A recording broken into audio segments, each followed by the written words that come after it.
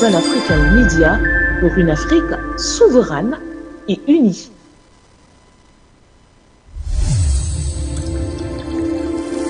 Pan-African Media pour une Afrique souveraine et unie.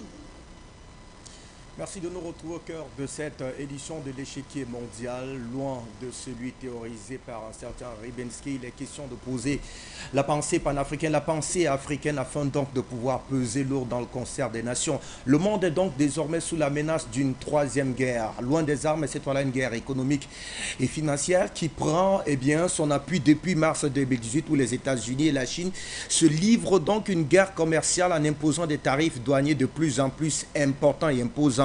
Ce président américain Trump a suspendu le 6 avril dernier sa menace d'augmenter les droits de douane sur le Mexique et le Canada, acceptant d'ailleurs une pause de 30 jours en échange de concessions sur l'application de la loi sur les frontières et la criminalité avec les deux voisins suscités. Eh bien, les États-Unis ont par contre commencé à imposer des droits de douane de 10% sur toutes les importations chinoises.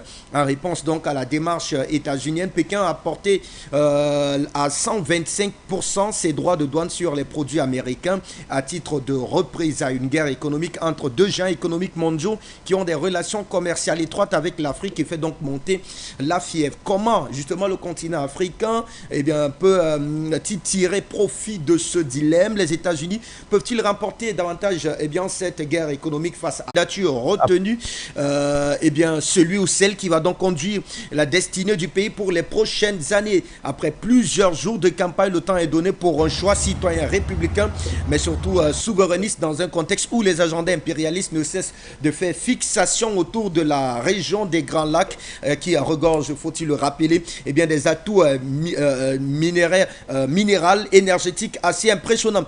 Comment s'est déroulée cette journée électorale? On fera le point avec Mohamed Bachir Adan, qui est notre envoyé spécial sur place.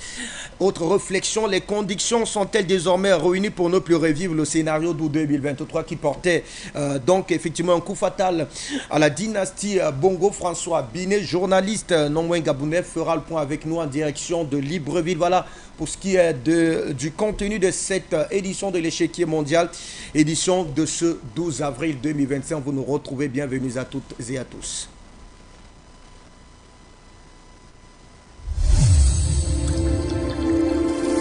Pan-African Media pour une Afrique souveraine et unie.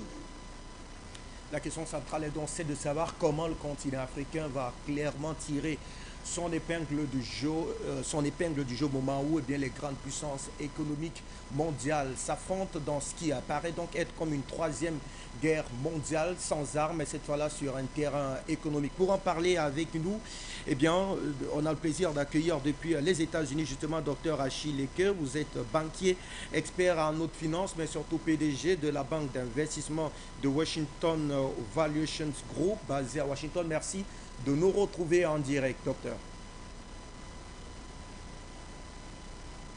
Oui, bonsoir.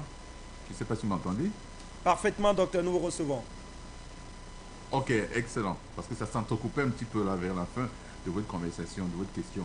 Alors, je suis ravi d'être des vôtres. Merci pour l'invitation. C'est la première fois que je suis sur cette magnifique chaîne, n'est-ce pas, des Panafricains, Pan-Africanist TV. Et donc, je suis ravi d'être des vôtres pour en débattre ce soir. Pour débattre de ces sujets, de ces questions que vous posez par rapport à la situation des relations, n'est-ce pas, internationales aujourd'hui. Allez, on va rentrer de plein pied dans cette réflexion avec vous, docteur. On l'a dit depuis 2018, c'est un vieil agenda Trump qui ne cesse donc de prendre cette fois-là des proportions assez inquiétantes. En 2018, c'était déjà une feuille de route qui avait fait plus ou moins jaser, même si on avait l'impression qu'on était resté plus ou moins courtois. Cette fois-là, on attend des dimensions des plus extrémistes, parlant des démarches de part et d'autre. Comment expliquer effectivement cette volonté de Donald Trump de vouloir adosser son magistère sur une véritable guerre économique contre la Chine? Écoutez, c'était prévisible, mais tout le monde sait que les États-Unis sont dans une situation financière, économique difficile. Et comme tout empire, n'est-ce pas, qui commence à décliner, on observe, n'est-ce pas, les soubresauts, n'est-ce pas, de ce déclin. Et on observe effectivement que les États-Unis, qui jadis, n'est-ce pas, étaient l'alpha et l'oméga, n'est-ce pas, en termes de la finance publique, des affaires, de l'économie, etc. dans le monde, aujourd'hui, les États-Unis sont en compétition avec d'autres personnes, d'autres pays, d'autres régions qui sont en train de les défier de façon significative.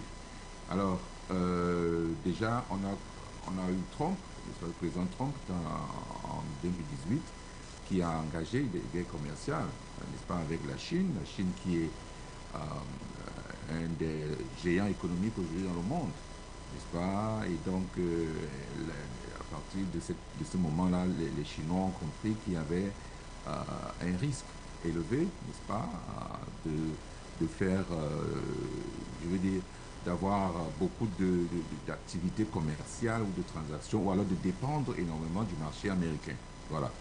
Alors, ils ont donc décidé donc, de réduire, n'est-ce pas, de 20% à près de 10% aujourd'hui, n'est-ce pas, les importations, n'est-ce pas, des produits américains dans leur marché. Et donc, pour se prémunir, n'est-ce pas, d'une guerre commerciale éventuelle qui pourrait arriver à l'avenir, étant donné l'expérience, n'est-ce pas, la Chine avait déjà eu à endurer avec le premier mandat de Trump. Alors, qu'est-ce que les Américains veulent? Les Américains sont dans une situation où ils sont incertains par rapport à leur avenir sur le plan financier, sur le plan économique mondial, et veulent continuer à contrôler les circuits financiers et toutes les chaînes de valeur, n'est-ce pas, de création de la valeur dans le monde.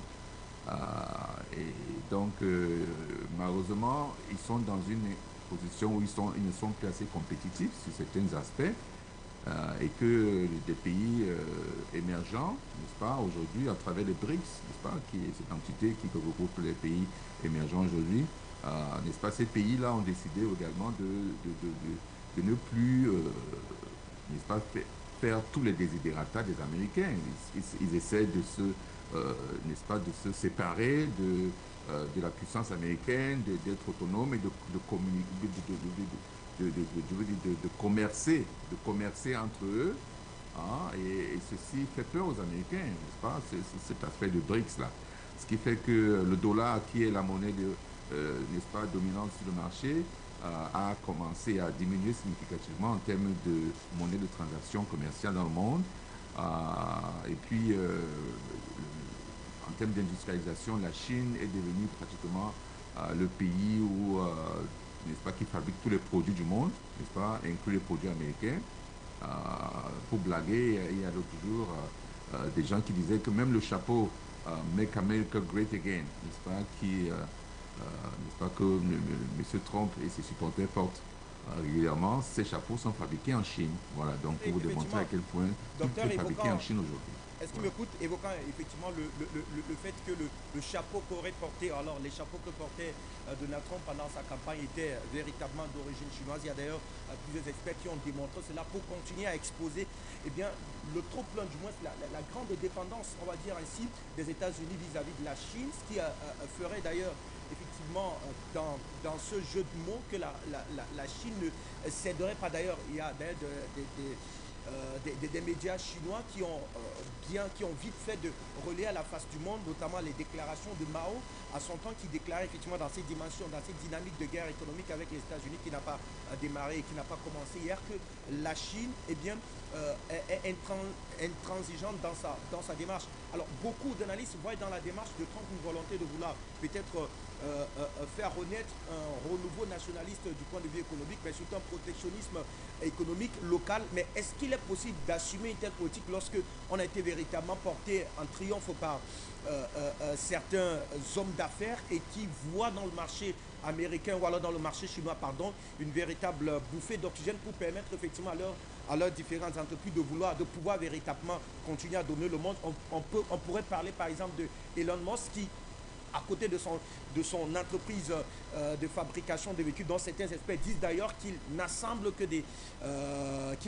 des véhicules, donc qu'il dépendrait de la Chine et bien d'autres pays pour avoir effectivement un certain nombre d'éléments pour continuer à faire fleurir son entreprise. Est-ce qu'il est donc possible pour Trump aujourd'hui de pouvoir assumer fermement une telle politique, ou alors on est dans une démarche, disons-le ainsi, peut-être de chantage vis-à-vis de la Chine?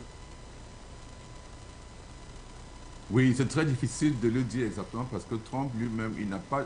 Tout ceci se fait, on a l'impression, comme il a dit l'autre jour au bureau ovale, il prend des décisions avec le cœur. C'est des choses qu'il fait pratiquement sans y penser. Il le fait parce qu'il pense que, bon, alors il y a un public, il y a n'est-ce pas, des électeurs qui l'ont élu, n'est-ce pas, et donc il veut leur faire plaisir, mais tout ceci semble être fait n'est-ce pas, dans une sorte de désordre.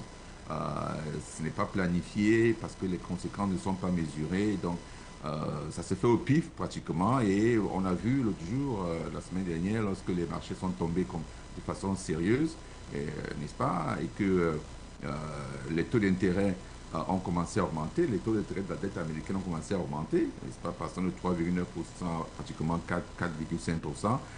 Ce qui a fait peur, n'est-ce pas, à tous les spécialistes, n'est-ce pas, de la finance américaine qui ont dit à Trump d'arrêter, n'est-ce pas, de changer n'est-ce pas,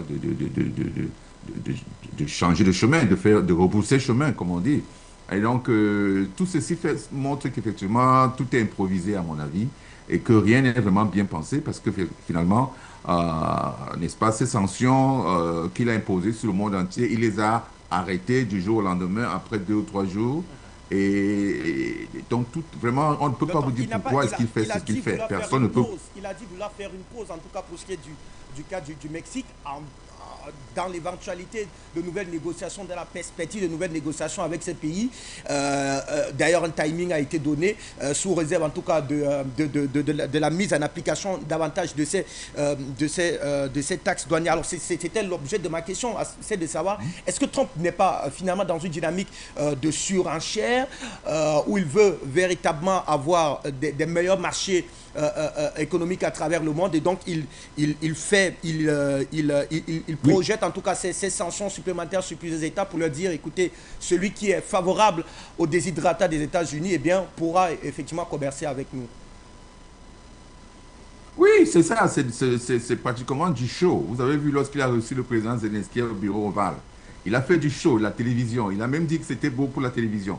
Trump, c'est quelqu'un qui aime le show, il n'aime pas se retourner les pouces, n'est-ce pas? Il aime créer des situations qui vont permettre, n'est-ce pas, de montrer que l'homme est en charge, qu'il est l'homme qu'il faut à la place qu'il faut. C'est ça, c'était moins une négociation, certes, mais qu'est-ce qu'il veut à la fin? Vous avez dit que qu'est-ce qu'il veut? Si c'est des choses sérieuses, s'il veut véritablement avoir un impact, n'est-ce pas, par rapport aux transactions financières entre les États-Unis et les pays du monde. Alors, qu'il prenne des décisions, n'est-ce pas, bien réfléchies et appliquées sur la durée. On ne fait pas des choses au pif. Le matin, on prend une décision, le soir, on annule, etc. Parce qu'on a entendu X et Y dire des choses. Tout ceci a été prévu. On savait que c'était du show, pratiquement. Et donc, vraisemblablement, ceci, c'est une opportunité pour lui de pouvoir négocier avec tous les pays du monde pour une autre façon pour lui de se montrer le roi du monde et que les gens viennent, n'est-ce pas, comme il a dit, kiss my ass, hein, enfin, les gens viennent, n'est-ce pas, s'agenouiller devant lui. C'est ça un petit peu, n'est-ce pas, l'ego de Trump. Tout ceci est fait sur le pif, ce n'est pas sérieux, ce n'est pas réfléchi, il n'y a aucune analyse financière, analyse économique qui sous-tend, n'est-ce pas, ces actions de Trump. Rien du tout. Ni sur les marchés, ni sur le plan macroéconomique, ni sur le plan microéconomique. Tout ceci se fait juste parce qu'il veut faire plus. Et peut-être en passant, se faire également de l'argent, parce qu'effectivement, lorsqu'on manipule les marchés financiers, comme il le fait, c'est-à-dire qu'il est allé sur Twitter dire aux gens qu'il est temps d'acheter aujourd'hui, il est temps d'acheter maintenant, pendant que les marchés étaient, n'est-ce pas, au rouge complètement. Et le lendemain, il prend la décision de prendre une pause par rapport à ces tarifs-là.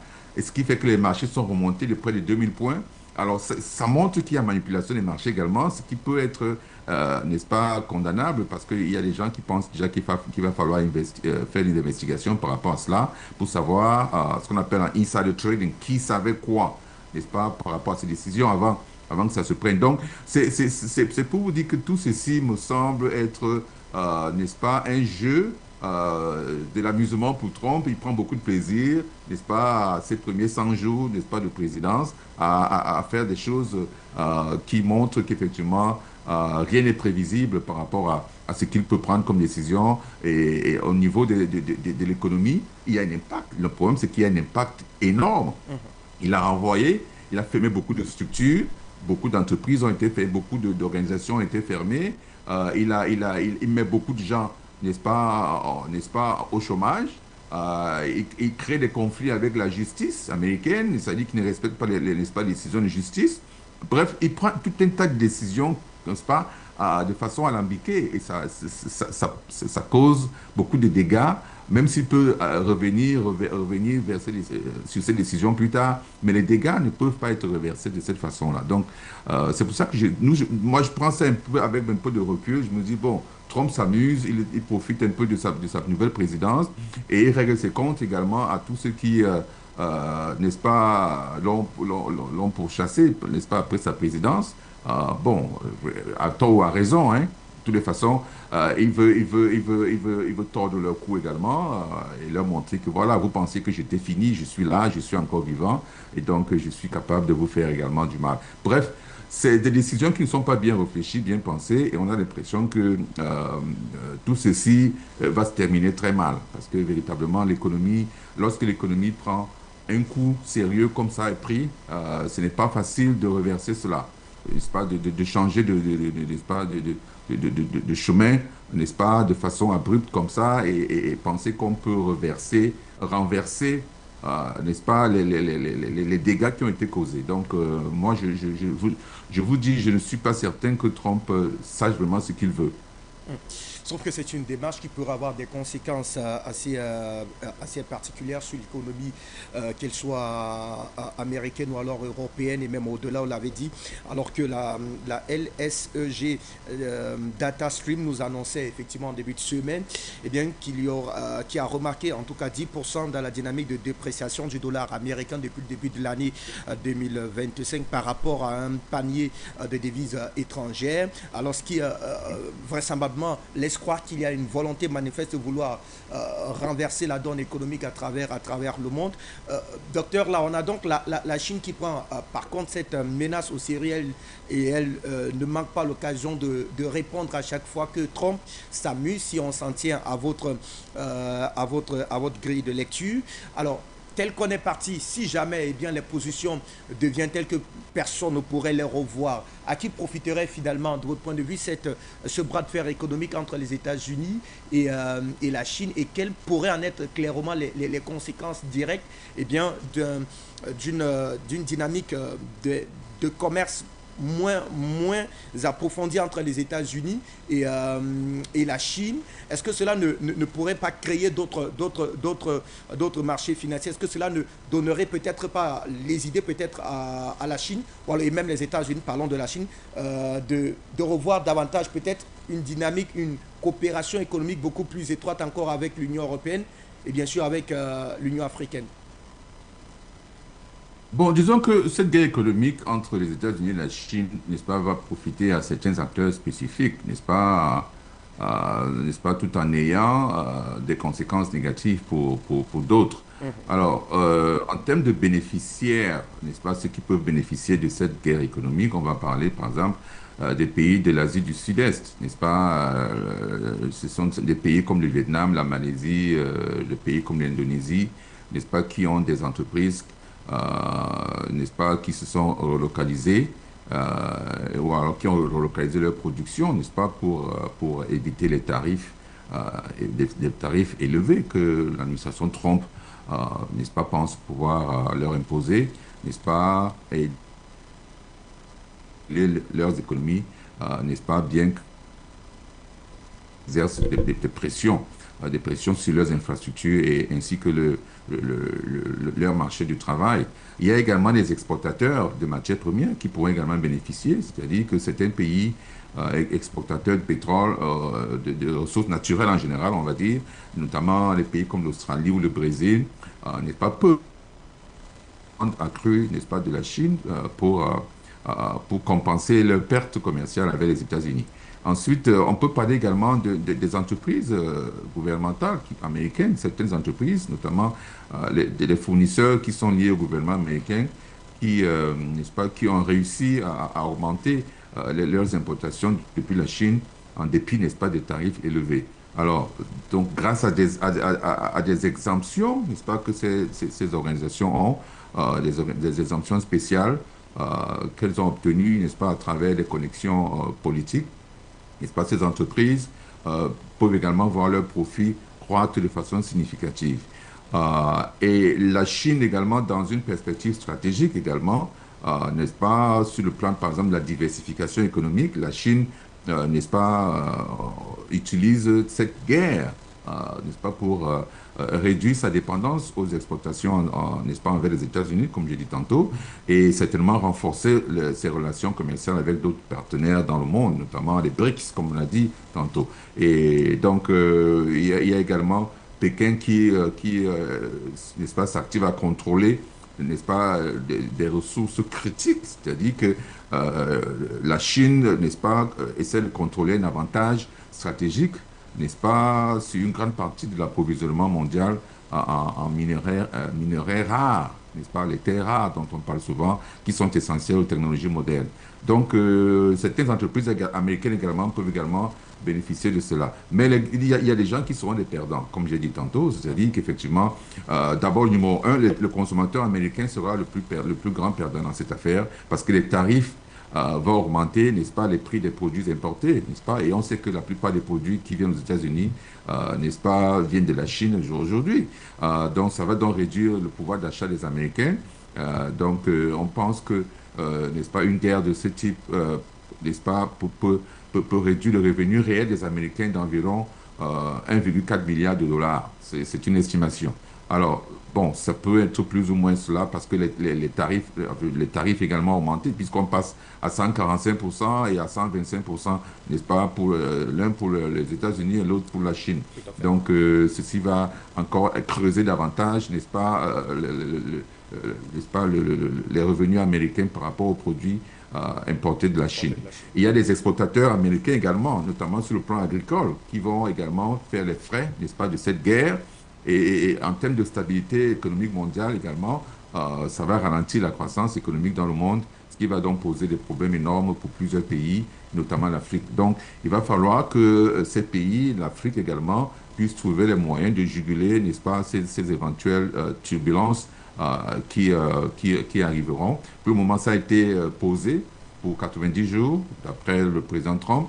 Bon, est-ce qu'il peut les ramener plus tôt ou plus tard, ou exactement 90 jours, on ne sait pas. Donc l'Afrique, les pays africains en général, qui sont très vulnérables par rapport à ces genres de décisions, ou plutôt à ces genres de désordres dans le commerce mondial, n'est-ce pas, doivent donc trouver les moyens de pouvoir s'en protéger maintenant et à l'avenir. Voilà. Allez, on va nous intéresser, hein, rassurez-vous, docteur, sur la démarche du continent africain, peut-être une dernière réflexion liée donc notamment à la Chine. Eh bien, puisqu'on on a évoqué des dynamiques de technologie tout à l'heure, on parle effectivement de cette révolution technologique dans laquelle eh bien, la Chine est entrée aujourd'hui et qui la situe effectivement, qui situe la Chine au cœur donc des véritables révolutions mondiales avec, pour le cas simple notamment de la percée de DeepSeek, on en a parlé vous et moi, il y a de cela quelques mois seulement. Alors un concurrent efficace à faible coût, ce qui laisse véritablement quoi aujourd'hui. Est-ce que dans la démarche des États-Unis, on veut pas, il est possible sur le cas peut-être de l'innovation technologique de se braquer totalement aux dynamiques ou alors aux perspectives venues effectivement de la Chine, au risque de cesser d'être effectivement vous aussi non seulement concurrentiel mais aussi compétitif?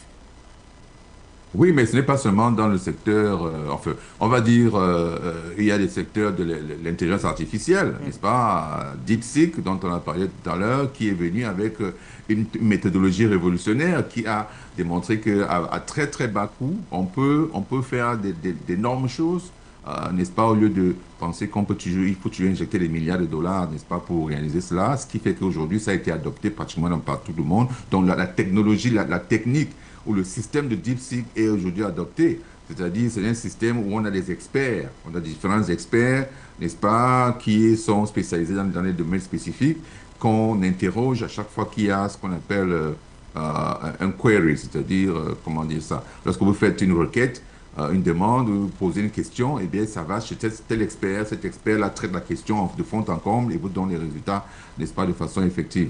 Alors c'est cette méthodologie qui est pratiquement utilisée aujourd'hui, surtout que c'est en open source. Donc, pour dire qu'effectivement, ce qui va se passer, c'est que véritablement, ce conflit ou alors cette guerre commerciale entre la Chine et les États-Unis, n'est-ce pas, c'est quelque chose qui était prévisible, qui était envisageable. En tout cas, on a ressenti cela depuis la période de campagne électorale de M. Trump. Et surtout également les stratèges américains ici pensaient qu'effectivement la guerre en Ukraine, c'était une guerre qui ne servait à rien parce que ça défocalisait, n'est-ce pas, l'attention américaine vers la Russie au lieu de se focaliser vers la Chine qui est leur ennemi, d'après eux, mortel. Hein. Donc, ce qui fait qu'effectivement, on se rend compte que dès que Trump est arrivé, évidemment, il veut arrêter cette guerre. Il a dit de le faire en 24 heures. Bon, il fait tout ce qu'il peut pour pouvoir faire cesser cette guerre rapidement parce qu'il veut se focaliser sur la Chine. Donc, la Chine était déjà préparée. Mais ce qui est vrai, c'est que les relations entre la Chine, l'Inde, et la Russie sont impeccables aujourd'hui. C'est à un niveau n'est-ce pas, un niveau record, les relations commerciales entre ces pays, surtout que ces pays-là traitent, n'est-ce pas, en leur monnaie locale. Ils n'ont plus besoin de dollars. Et ça, c'est un gros problème parce qu'effectivement, lorsqu'il y a des dollars qui ne sont pas réinjectés dans l'économie, n'est-ce pas, comme les dollars que possèdent les Chinois, eh bien, la demande en dollars ne se fait plus sentir, ce qui fait qu'effectivement, l'économie américaine va en prendre un coup. On a vu cela, n'est-ce pas, avec cette décision hasardeuse que Trump a prise par rapport aux tarifs, qui a fait donc chuter les marchés financiers. Mais ce qu'on observe, c'est que naturellement, lorsque les marchés financiers tombent, eh bien, les valeurs obligataires s'élèvent. C'est-à-dire que ça va à l'opposé. Les obligations montent par rapport à la chute des actifs financiers sur les marchés. Alors, ce qu'on a observé, c'est que les actifs financiers ont baissé, mais les obligations, au lieu d'augmenter, ont aussi baissé. Et là, ça a créé beaucoup n'est-ce pas, d'alertes, n'est-ce pas, aux experts qui ont demandé à Trump, mais il y a un problème là. Normalement, les obligations doivent monter, mais ils ne montent pas, ils sont plutôt en train de descendre, ce qui veut dire qu'il y a beaucoup n'est-ce pas, d'incertitudes, notamment, on ne sait pas si c'est les Chinois qui vendent énormément, n'est-ce pas, leurs obligations. On en a parlé, on n'est pas sûr, mais on dit qu'effectivement, les Chinois se débarrassent énormément de beaucoup d'obligations américaines. Et les taux d'intérêt de la dette américaine qui commence à passer de 3,9% à 4 et 4,5%, évidemment, ça veut dire que c'est un danger grave par rapport à la dette qui va commencer à atteindre des sommets. Si ça atteint 6%, ce sera très difficile pour les États-Unis de pouvoir rembourser ces dettes-là. Ça peut créer donc des cycles vertigineux où on emprunte juste pour payer la dette, ce qui est très dangereux. Donc, il était obligé donc de changer n'est-ce pas, de fusil d'épaule par rapport à ce genre de situation. Et donc, on voit que tout ceci, c'est pour ça que je dis que ça n'a pas été bien pensé. Et, n'est-ce pas, les gens comme Peter Navarro, sur lequel Trump pensait qu'il devait être le tsar, n'est-ce pas, le tsar, n'est-ce pas, des tarifs, il n'a pas été consulté, n'est-ce pas, par rapport à ces décisions. Et finalement, donc, ça s'est fait dans un bureau avec quelques petits fonctionnaires, n'est-ce pas, à la Maison-Blanche. Et donc, voilà, donc c'est pour ça que je dis que Trump ne sait vraiment pas ce qu'il veut. Il a peut-être des objectifs en tête, des idées en tête, mais il n'a pas une stratégie bien pensée, bien adaptée à la situation pour atteindre les résultats qu'il faut, ce qui fait que ça dérape régulièrement et on ne sait vraiment pas où est-ce qu'on va, n'est-ce pas, au jour au jour. Voilà. Et on va tenter d'évaluer l'important, les conséquences de cette décision de Trump sur le continent africain, avec qui, selon certains experts, notamment docteur, de vous écouter sur la question, eh bien, n'ont pas dans les degrés, en tout cas, de commerce n'est pas assez conséquent. On a d'ailleurs cette image que nous renvoie la réalisation, relayée notamment par le quotidien camerounais Écho Matin, qui nous faisait d'ailleurs savoir que la Côte d'Ivoire était aussi prête donc à riposter à ces tarifs douaniers américains sur l'exportation ou alors l'exportation de son cacao local.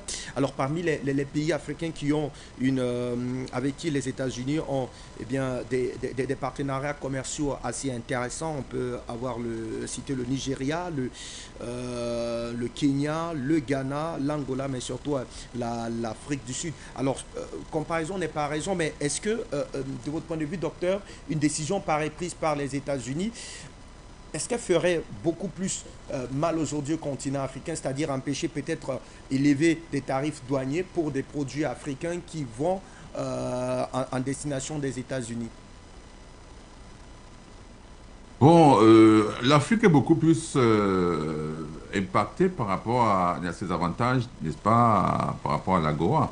C'est ça essentiellement l'impact, n'est-ce pas? Mais l'Afrique peut faire plus que cela. C'est-à-dire que l'Afrique peut tirer profit de docteur, cette guerre économique. à quel taux peut-on évaluer aujourd'hui, notamment les dynamiques commerciales entre le continent africain et les États-Unis dans cette AGOA-là, où on a plus ou moins l'impression, en tout cas, selon certains rapports, où beaucoup d'Africains ne se retrouvent véritablement pas entre les exigences en termes d'importation imposées par les États-Unis et bien sûr des produits qui devraient être, très peu de produits qui devraient être commercialisés sur le marché européen, sur le marché américain, notamment porté par les États africains. Certains experts font d'ailleurs savoir que c'est le taux de commercialisation n'est pas assez conséquent, ce qui laisse croire que jusqu'aujourd'hui, l'AGOA n'a pas véritablement eu un impact conséquent sur les économies africaines, du moins dans les dynamiques de coopération entre les États-Unis d'Amérique et les États africains. Oui, effectivement, c'est-à-dire qu'on ne peut pas dire qu'il y a un taux spécifique parce que chaque pays, les importations et les exportations des différents pays africains divergent par rapport à leur marché intérieur, par rapport à leur PIB, si on va dire ça. Bon, alors, il y a des pays qui sont taxés à 50%, 47%, mais dont la quantité d'importation représente environ 5 ou 10% de leurs exportations par rapport aux États-Unis. Donc, ce qui fait que ces tarifs-là n'ont pas un impact, n'est-ce pas, important par rapport à leurs activités commerciales en général. Donc, tout ceci va dépendre de chaque pays et donc, qu'on annule l'AGOA aujourd'hui ou bien qu'on la renouvelle pas ou qu'on impose des tarifs, ça dépendra, n'est-ce pas, de la quantité ou alors le pourcentage d'exportation de vos produits vers les États-Unis. Donc, c'est pour ça qu'on a vu la Chine qui est passée de 20% à en dessous de 15%, en tout cas en dessous de 15%, pas de 10% aujourd'hui, ce qui veut dire que l'impact des tarifs, n'est-ce pas, de 145% que les États-Unis vont appliquer, n'est-ce pas, aux produits chinois, eh bien, ça va affecter 10%, n'est-ce pas, du commerce chinois. Voilà. Donc, ça veut dire que la plus des 90 autres pourcents, eh bien, c'est à travers tous les pays du BRICS, les autres pays du monde, l'Europe, etc., l'Afrique, l'Asie, n'est-ce pas? Et donc, ça fait qu'effectivement, ils ne sont pas trop exposés. Et c'est pour ça que depuis le premier mandat de Trump, lorsqu'il a commencé cette guerre des tarifs, eh bien, la Chine a pris les dispositions pour réduire n'est-ce pas, ses importations vers les États-Unis. Et donc, l'Afrique doit faire pareil, c'est-à-dire qu'à travers donc, ce genre de décisions qui sont prises à la volée pratiquement sur le plan émotionnel, ou alors pour faire plaisir à son ego, ou je ne sais pas trop quoi, eh bien, les pays africains doivent se rendre qu'effectivement, que les relations avec les États-Unis doivent être amenuisées au maximum pour se protéger, n'est-ce pas, de ces décisions émotionnelles, n'est-ce pas, qu'un leader peut prendre et donc qui peuvent donc affecter leur produit intérieur brut. Parce qu'effectivement, lorsqu'on vend dans un pays où si vous mettez 50%, si vous vendez 50% de vos produits vers les États-Unis et qu'on les taxe n'est-ce pas, comme ça a été fait là, eh bien, vous allez prendre un goût parce que vos produits ne seront plus compétitifs aux États-Unis, donc vous n'allez plus vendre, ce qui fait que vous allez perdre énormément en termes de revenus et votre PIB va également prendre un coup. Alors que si vous avez diminué au maximum, eh bien, quelle que soit la décision qu'ils prendront là-bas, ça ne vous affecterait pas. Même sur le plan géopolitique, n'est-ce pas? Il faut pas être dépendant d'un pays, des pays de puissance, des pays puissants comme les États-Unis. Il ne faut pas, parce qu'ils peuvent utiliser cela pour vous manipuler, notamment le commerce, notamment également la dette, n'est-ce pas? Le Fonds monétaire international, toutes ces entreprises, toutes ces structures, la Banque mondiale, n'est-ce pas, qui vous donnent des prêts lorsque vous n'avez même pas besoin. Ils courent devant votre porte pour vous donner des prêts parce qu'ils veulent vous tenir. Et lorsque vous refusez, ils ne sont pas contents et ils cherchent les moyens pour, n'est-ce pas, pour en découdre avec vous.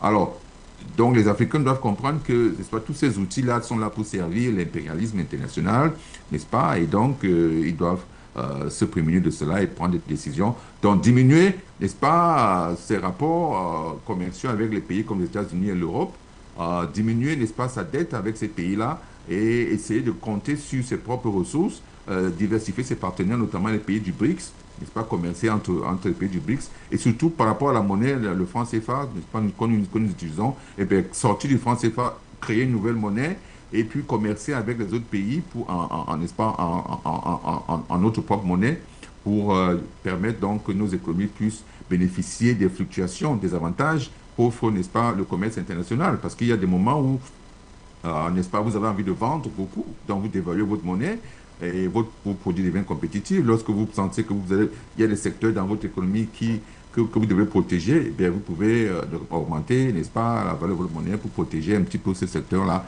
Bref, il y a des possibilités de pouvoir, n'est-ce pas, jouer avec, n'est-ce pas, votre monnaie pour faire évoluer votre économie, pour, n'est-ce pas, développer vos pays. Donc, c'est ça que l'Afrique doit faire. Voilà.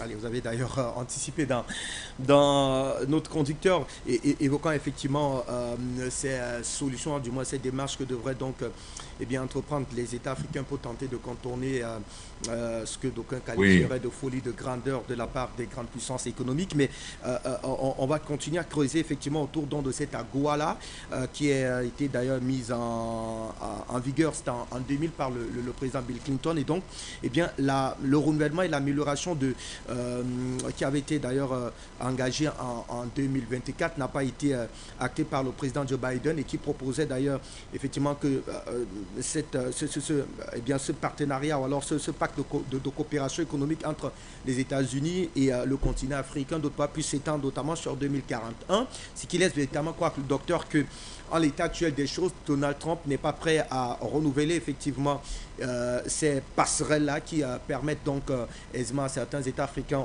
on rappelle, tous ne sont pas concernés, je crois que c'est une trentaine qui rentrent effectivement sur la base des critères imposés par les États-Unis dans cet African Growth and Opportunity Act. Alors si cela n'est donc pas renouvelé, il est clair que les États africains, eux également, vont donc subir, effectivement, passez-moi l'expression, cette loi martiale économique et tarifaire imposée par Donald Trump.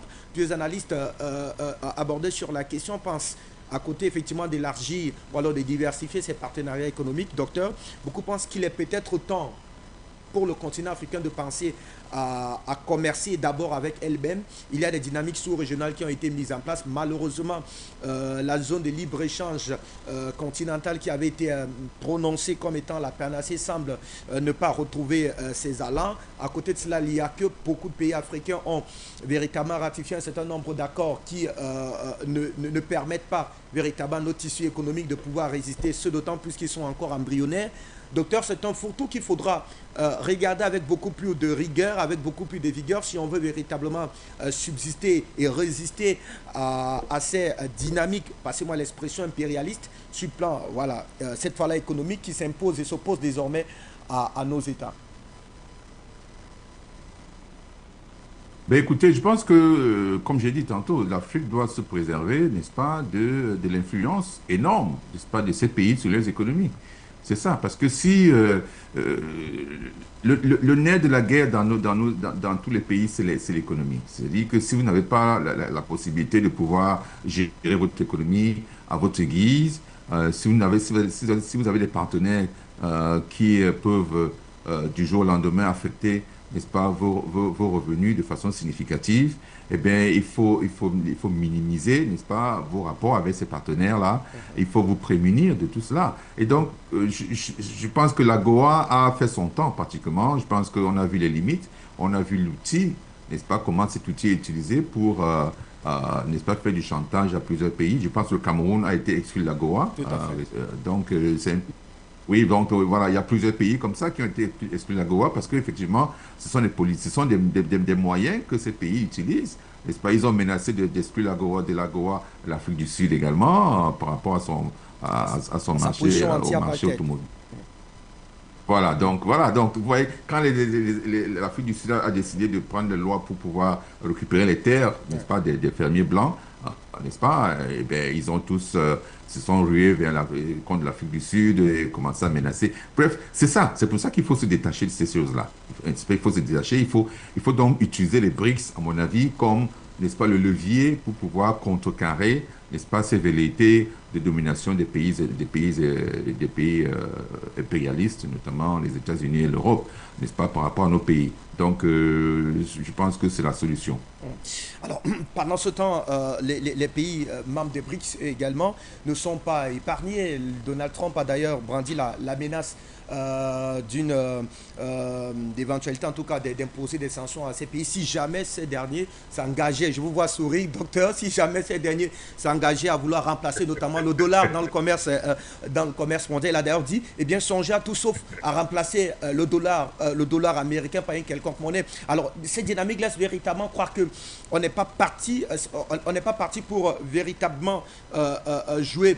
Du moins, les États-Unis sont partis pour continuer à maintenir ces dynamiques de pression et même à la limite de chantage. Dommage que vous n'ayez pas dit un mot autour de cette dynamique panafricaine, la ZLECAf, qui avait été portée à son temps par l'Union africaine et qui pensait effectivement que c'était la voie royale pour tenter de contourner un certain nombre d'opportunités, entre guillemets, proposées aux États africains, qu'elles soient que ce soit les routes de la soie avec la Chine ou alors la Goa et bien d'autres partenariats économiques considérés à son temps comme étant des accords de pression économique parce que ne respectant véritablement pas un certain nombre de conditionnalités d'ordre économique sur le continent africain, eh bien, la zone de libre-échange avait été présentée comme étant l'espace panafricaniste ou l'espace panafricain où l'Afrique devrait tenter de commercer avec elle-même, par elle-même, avec ses propres partenaires, pour essayer aujourd'hui de pouvoir véritablement contourner ces sanctions entre guillemets annoncées par Donald Trump.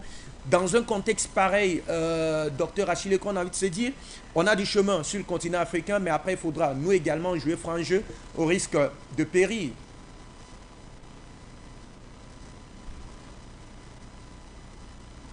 Oui, donc, oui, en fait, la ZLECA, c'est une solution. C'est une solution, si elle fonctionne, elle fonctionne. C'est-à-dire que si cela a été créé, n'est-ce pas, par les Africains, pour les Africains, tant mieux. Mais si ça a été créé par n'est-ce pas, des entités extérieures à l'Afrique, n'est-ce pas, pour créer un marché, n'est-ce pas, qu'ils vont contrôler et dominer, un peu comme la CEDEAO, n'est-ce pas, qu'on observe aujourd'hui. C'est-à-dire que c'est une structure qui a été créée, mais que c'est la France qui domine. Et donc, ce qui fait que à la fin, on n'a pas des résultats attendus. Vous voyez, des structures qui sont créées pour l'Afrique, pour les peuples africains, doivent être effectivement créées n'est-ce pas, par les Africains, pour leur peuple. Si ces structures sont créées et encouragées par l'extérieur, par les pays impérialistes, ça veut dire que ce sont des véhicules sur lesquels ils vont se baser pour contrôler le commerce africain. Et donc, ça va poser problème. Alors, donc, je ne sais pas si la ZLECA a été pensé comme ça, mais je pense que si ça a été pensé comme ça, c'est tant mieux. Ça veut dire qu'il va falloir donc saisir l'opportunité, n'est-ce pas, des décisions erratiques. Parce que si Trump dit qu'il va sanctionner les pays du BRICS, mais quand il prend ces décisions erratiques-là, ça donne encore plus de poids, plus de raisons aux pays du BRICS de se méfier des États-Unis. Alors, si vous imposez... Les BRICS, c'est quoi? C'est la Chine, la Russie, l'Inde...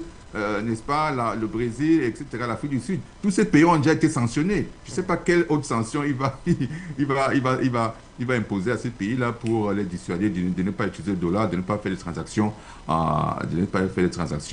n'est-ce pas, en leur monnaie locale. C'est trop tard tout ça. Toute la guerre en Ukraine, les conséquences de la guerre en Ukraine c'est, n'est-ce pas, l'arrêt de la domination, n'est-ce pas, des pays du Nord, n'est-ce pas, depuis près de 700 ou plus 700 plus, n'est-ce pas, 700 ans, n'est-ce pas, sur le continent, sur le monde.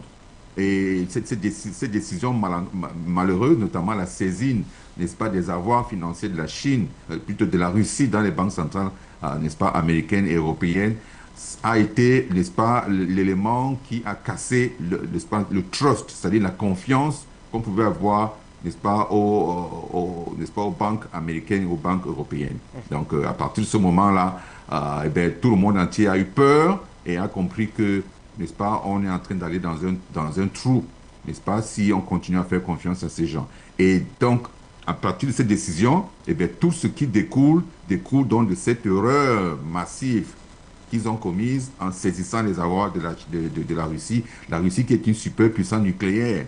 Donc, personne ne pouvait imaginer, n'est-ce pas, ces avoirs saisis de cette façon-là. Alors, donc, tous les pays du monde ont compris, effectivement. Alors, Trump arrive et continue à prendre des décisions erratiques comme il prend là, et bien ça, l'opinion des pays du BRICS, de ne plus continuer à faire confiance aux États-Unis et donc de diminuer, n'est-ce pas, leurs transactions et leurs avoirs en dollars, n'est-ce pas, dans les banques centrales. C'est ça. Et donc, tout ce qu'on peut dire, tout ce que Trump peut dire pour menacer les pays du BRICS ou menacer d'autres pays, eh bien, les tarifs qu'il a imposés, il se rend compte lui-même que ça l'affecte. C'est plutôt le boomerang, n'est-ce pas, qui se présente.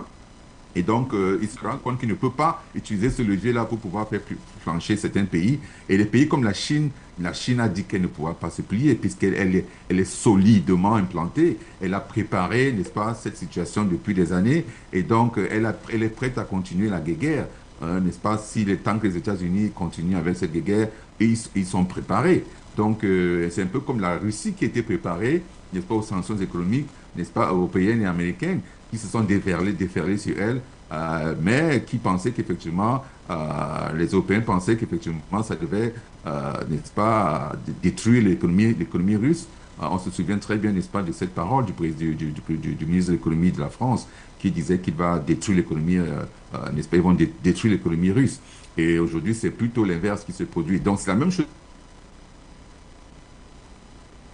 La décision de Trump d'imposer les tarifs ont plutôt fait trembler, n'est-ce pas, les dirigeants américains, puisque lorsque les obligations, n'est-ce pas, les valeurs des obligations, au lieu de monter, n'est-ce pas, à l'inverse, n'est-ce pas, des actifs, n'est-ce pas, dans les marchés financiers, eh bien, ces obligations également ont commencé à baisser. Et là, ça a causé problème parce que les taux d'intérêt de la dette américaine ont commencé à monter significativement, ce qui a créé l'alerte, n'est-ce pas, générale. Donc, ce sont des décisions qu'il faut réfléchir. Il faut beaucoup réfléchir. Et le monde, n'est-ce pas, quand les gens pensent au monde comme dans, n'est-ce pas, en termes du XXe siècle, n'est-ce pas, les décisions qu'on a prises au XXe siècle qui ont marché, ça ne s'applique pas au XXIe siècle, ça ne s'applique pas à la Chine d'aujourd'hui, ça ne s'applique pas à la Russie d'aujourd'hui, ça ne s'applique pas à l'Afrique d'aujourd'hui.